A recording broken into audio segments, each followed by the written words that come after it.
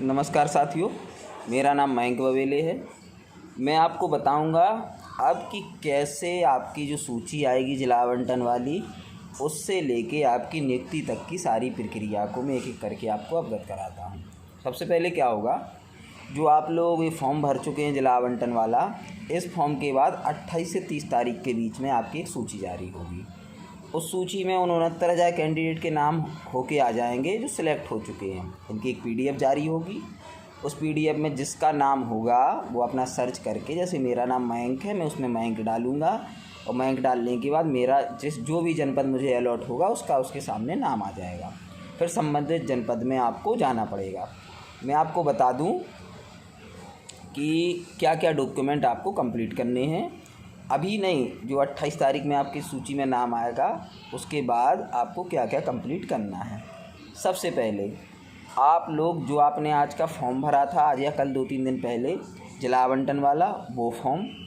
Second, super TET का form final submission वाला, super TET का रजिस्ट्रेशन। इन तीनों कागज़ों को सही सलामत रख लें।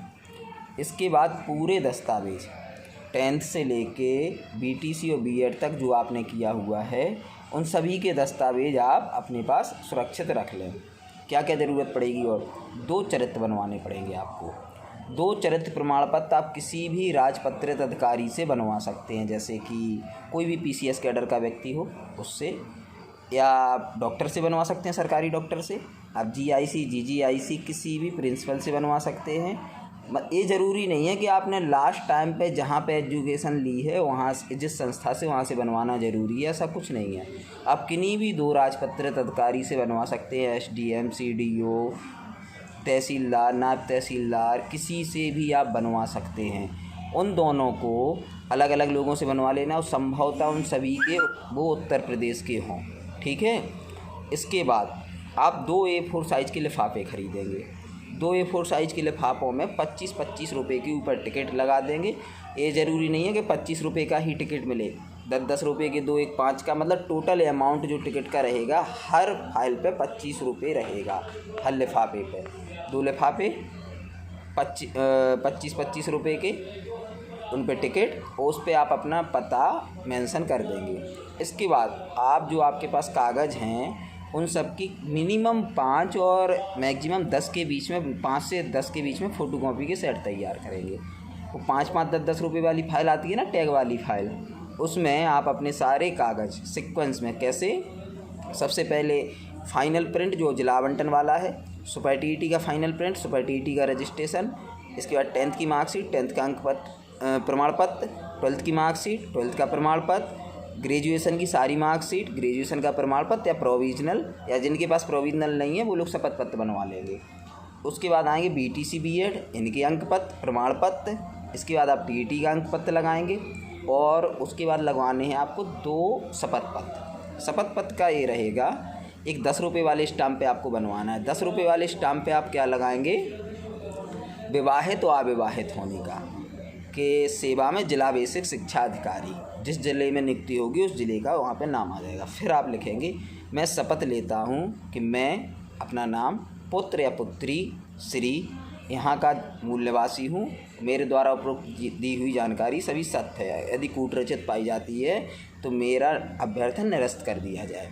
इसके बाद उसमें आप लिखेंगे, मैं विवाहित हूँ तो विवाहित होने का, जो अविवाहित हैं वो अविवाहित होने का, मतलब बनवाना दोनों लोगों को, विवाहित वालों को भी व अविवाहित वालों को भी। इसके बाद आप एक 100 रुपये का शपथ पत्र बनवाएंगे। 100 रुपये के शपथ पत्र में मेंशन करेंगे कि मैं कभी भी अंतर जनपदीय स्थानांतरण की मांग नहीं करूँगा, ठीक है। और वही सारी जानकारी जो अभी आपने इसमें दी थी कि कोई कूटरचित दस्तावेज़ नहीं है, कोई कुछ नहीं है, ये ट्रांसफ़र हो जाता है, लेकिन ये आपको जमा करना है, ठीक है। इसके बाद आप लोगों को जो चरित्र प्रमाण पत्र आप बनवा रहे हैं उनमें फ़ोटो भी लगवा देना अपनी, ठीक है। उस पर भी आप अटेस्ट करवा देंगे और ये 2 ये हो जाएगा। एक आप ओरिजिनल फ़ाइल के लिए, जो आपके ओरिजिनल दस्तावेज़ जमा होने हैं, उसके लिए एक बढ़िया लेदर की फ़ाइल लेना, उसके ऊपर चस्पा कर देना एक सफ़ेद रंग का कागज़, उस पर अपना नाम, रोल नंबर, अपना पता, अपना गुणांक, अपना मोबाइल नंबर, इन सारी चीज़ों को अच्छे से हाईलाइट करके उस पर मार्कर से लिख देंगे। क्या होता है कि जहाँ पे आप फाइल जमा करेंगे वो बीएसए कार्यालय में या बक्से में या उसमें रख दी जाती है, लेकिन इससे क्या रहता है ऊपर से आपका नाम देख लेते हैं वो, जब ज़रूरत होती है कागज़ों की तो आपको मिल जाएंगे कागज़ आपको जब तक नहीं मिलेंगे जब तक कि आपके संपूर्ण वेरिफिकेशन भौतिक रूप से ना हो जाए, सत्यापन उनका ना हो जाए। ऑफलाइन वेरिफिकेशन होने के बाद आप इनके सबके सत्यापन करा पाएंगे। चरित्र प्रमाण पत्र, शपथ पत्र के बाद आप लगा देंगे चरित्र प्रमाण पत्र की, ठीक है। चरित्र प्रमाण पत्र के बाद आप लगाएंगे निवास के बाद आप लगाएंगे जाति प्रमाण पत्र। ये सारी चीज़ें आप इस सीक्वेंस में लगा देंगे। एक 500 रुपये का आप लोग डीडी बनवाएंगे। 500 रुपये का डीडी सचिव प्रयागराज बेसिक शिक्षा परिषद के नाम से बनेगा। वो बैंक में जाएंगे, वो पूछेंगे किस ब्रांच के लिए, कहाँ पे है, तो आप कह देना सिविल लाइन के लिए, ठीक है। तो सिविल लाइन का कोड डाल देंगे।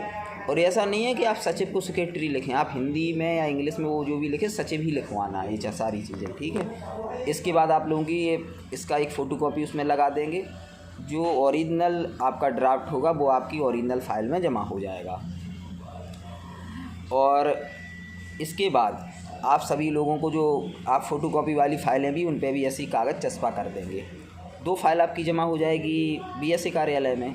फिर नियुक्ति के बाद बीआरसी पे जमा होती है, एक एनपीआरसी पे जमा होती है, तो मिनिमम इतने करा लें। सारे डॉक्यूमेंट को मेल अटैच भी कर लें। मेल अटैच करने से क्या होता है कि कभी कभार आपको ज़रूरत पड़ जाती है, कहीं पे इमरजेंसी में प्रिंट देना है, क्योंकि फाइल तो आपकी ओरिजिनल जमा हो जाएगी, ये तो आप निकाल नहीं पाएंगे जब तक वेरिफिकेशन नहीं होगा। तो इससे अच्छा है कि अपने पास कागज़ पूरे होने चाहिए कि जब ज़रूरत हो आप निकाल लें। अब प्रोसेस कैसे होती है, 28 से 30 के बीच में आ जाएगी आपकी लिस्ट। 3 से 6 के बीच में उन्होंने आपको वक्त दिया हुआ है। 3 तारीख को आप जाएंगे तो अलग अलग डेट उसमें मेंशन हो जाएगी हर ज़िले के लिए कि 3 तारीख को पुरुषों को बुलाया जा रहा है। अब 3 को पहुँचे, पुरुषों की काउंसलिंग होगी या पहले महिलाओं की होगी, ठीक है। वहाँ पे सारी महिलाओं की काउंसलिंग करा ली जाएगी।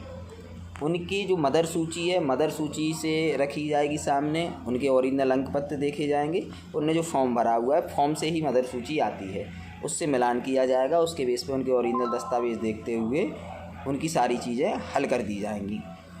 उनकी प्रोसेस होती जाएगी। अगले दिन बुलाया जाएगा पुरुषों को। हर जनपद में अलग अलग प्रोसेस होता है, लेकिन मैक्सिमम यही होता है। फिर पुरुषों की काउंसलिंग हो जाएगी। फिर मतलब 4 तारीख को 3 को महिला आ गई, 4 को पुरुष आ गए। 5 तारीख को वापस से महिलाओं को बुलाया जाएगा चॉइस फिलिंग करने को, कि आप अपने जिस विद्यालय का, उसमें विकास खंड खोल देते हैं, जैसे जिस जनपद में जितने विकास खंड हैं वो खोलेंगे, उन्हें जिस ब्लॉक के स्कूल देने हैं वो सारे स्कूल खोल दिए जाएंगे। उसमें हाई मेरिट महिला के हिसाब से भरा जाता है, मतलब 2 लोगों को चॉइस 100% है, विकलांग या दिव्यांग और महिला अभ्यर्थियों को, दिव्यांग अभ्यर्थियों को चॉइस फिलिंग करने का मौका मिलता है कि आप अपने हिसाब से स्कूल चॉइस कर लें। जो लिस्ट होगी हाई मेरिट वाला पहले उसी सीक्वेंस में लगता जाएगा, हाई मेरिट से लो मेरिट का। ये नहीं होगा कि लो मेरिट वाले को पहले चॉइस दे दी कि उसकी जुगाड़ है, ये नहीं चलेगा। जिसकी हाई मेरिट होगी वो पहले चॉइस फिल करेगा, उसी सीक्वेंस में नीचे आप चले आएंगे। इस तरीके से पहले महिलाएँ चॉइस भर लेंगी। कई जनपद में पुरुषों को भी चॉइस भरने के लिए बुलाया जाता है, और कई जनपद में पुरुषों पर रोस्टर लगाया जाता है। रोस्टर ऐसा लगता है कि आपका हाईएस्ट अल्फ़ाबेट से नाम लिख दिया, highest merit to lowest merit, और बंद विद्यालय से एकल विद्यालय और फिर 2 अध्यापक वाले विद्यालय ऐसे खोले जाते हैं। पुरुषों को मैक्सिमम दूरस्थ ब्लॉक के विद्यालय दिए जाते हैं रोस्टर में, क्योंकि वो खाली होते हैं दूरस्थ ब्लॉक। और बंद विद्यालय वो जहाँ पे सहायक अध्यापक एक भी ना हो, केवल शिक्षा मित्र कार्य कर रहे हों। एकल विद्यालय वो जहाँ पे एक सहायक अध्यापक कार्य कर रहा हो, और 2 अध्यापक वाले विद्यालय वो जहाँ पे 2 सहायक अध्यापक कार्य कर रहे हो। शिक्षा मित्रों की संख्या उसमें काउंट नहीं होती। इसी क्रम में उन लोगों को विद्यालय दिए जाते हैं। सब लोग अपनी महिलाएं चॉइस भर चुकी होती है, पुरुषों पर अधिकांशतः रोस्टर लगा दिया जाता है। तो अगले दिन फिर उसके नेक्स्ट डेज आप लोगों को नियुक्ति पत्र वितरित किए जाते हैं। नियुक्ति पत्र वितरित हो जाएंगे 6 तारीख को, अगर प्रोसेस बिल्कुल क्लियर चलती रही तो। फिर उसके बाद जैसे ही आपको नियुक्ति पत्र मिलेगा, आप जाएंगे जिस जनपद में आपकी नियुक्ति है वहाँ के जिला अस्पताल में। वहाँ के जिला अस्पताल से आप बनवाएंगे अपने लिए फिटनेस प्रमाण पत्र। फिटनेस प्रमाण पत्र आपके जिला अस्पताल में आपको मिल जाएगा। उस फिटनेस प्रमाण पत्र को लेके आप जाएंगे जिस ब्लॉक में नियुक्ति हुई है वहाँ के बीईओ के पास या खंड शिक्षा अधिकारी के पास। ब्लॉक एजुकेशन ऑफिसर उस पर आपको परमिट कर देगा कि आप विद्यालय ज्वाइन कर सकते हैं। एक फ़ाइल वो ले लेंगे, फिर आप जाएंगे अपने विद्यालय में।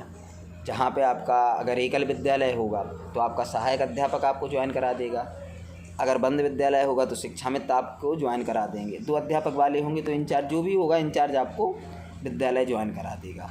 यहाँ तक ये सारी प्रोसेस ऐसी चल रही हैं, ठीक है। जितनी भी फाइलें हैं, जितने भी मेल पे सारी चीज़ें अटैच कर लो, ठीक है। चॉइस फिलिंग ये सारी बिल्कुल इसी सीक्वेंस में प्रोसेस होगी। जो जिनके पास दस्तावेज़ों की कमी है वो दस्तावेज़ पूर्ण कर लें। लॉकडाउन चल रहा है तो ये ज़रूरी नहीं है कि शायद शासन की तरफ से 100% दिशा निर्देश जारी होंगे। कई लोगों की डिग्री नहीं निकल पाई है, उन लोगों के लिए शपथ पत्र लग जाएगा।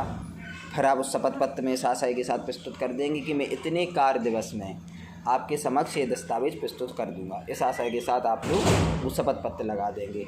जो माइनर त्रुटि हुई हैं, जिन लोगों पे सिली मिस्टेक हुई हैं, उन सिली मिस्टेक के लिए 100% आप लोगों के पास एक ना एक आदेश आएगा। वो लोग बिल्कुल कतई ना घबराएं। जिनके मोबाइल नंबर अपडेट नहीं हो पाए हैं उनके मोबाइल नंबर भी अपडेट होंगे। बस प्रॉपर अपने अब दस्तावेज़ तैयार कर लें कि बाद में कोई समस्या ना हो। टैग वाली फ़ाइलें ले लें, एक लेदर वाली फ़ाइल ले लें, उन पर सारे कागज़ कंप्लीट कर लें और बस इतनी अभी आपको ज़रूरत लगनी है। उसके बाद जो ज़रूरत होगी आपको अवगत कराया जाएगा। राधे राधे।